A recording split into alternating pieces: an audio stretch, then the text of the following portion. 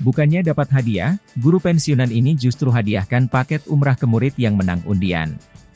Sebuah video aksi guru merayakan hari pensiunnya dengan muridnya ini viral dan jadi sorotan publik. Bukannya mendapatkan hadiah, sang guru justru memberikan hadiah untuk murid-muridnya yang beruntung. Tak tanggung-tanggung, guru pensiunan itu memberikan hadiah umrah. Hal ini dilakukan oleh seorang guru pensiunan di SMK Wakaf Baru, Tumpat, Kelantan, Malaysia. Dia mendapat hadiah umrah usai memenangkan undian yang diadakan oleh gurunya. Guru tersebut diketahui ingin memberikan kenang-kenangan untuk muridnya di hari pensiunnya. Dia mengundi siswa yang beruntung untuk diberangkatkan umrah. Dilansir tribuntrends.com dari World of Bass, Ayu Hidayu 38 pengguna TikTok, mengungkapkan murid beruntung itu bernama Muhammad Danial. Murid dari kampung Padang Rokma, itu tidak percaya ketika dia memenangkan undian umrah tersebut. Sebab, murid tersebut harus bersaing dengan 800 siswa lainnya.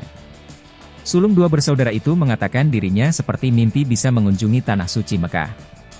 Dikatakan bahwa dia belum pernah bepergian jauh atau naik pesawat terbang sebelumnya. Perjalanan ke Mekah yang dibayar semua biaya, termasuk tunjangan 1,6 juta rupiah. Dilaporkan juga bahwa Muhammad Danial mengungkapkan bagaimana dia tidak sabar untuk berbagi kabar baik dengan ibunya, yang merupakan penyandang disabilitas dan orang tua tunggal. Sementara itu guru pensiun yang baik hati itu diketahui bernama Ahmad Zaki. Dia menyebutkan bahwa aksinya itu dimaksudkan untuk meninggalkan kenangan abadi bagi para siswa saat ia mengakhiri masa jabatannya. Kesempatan sekali seumur hidup telah menarik perhatian dari netizen online. Mereka berbondong-bondong memenuhi kolom komentar unggahan tersebut.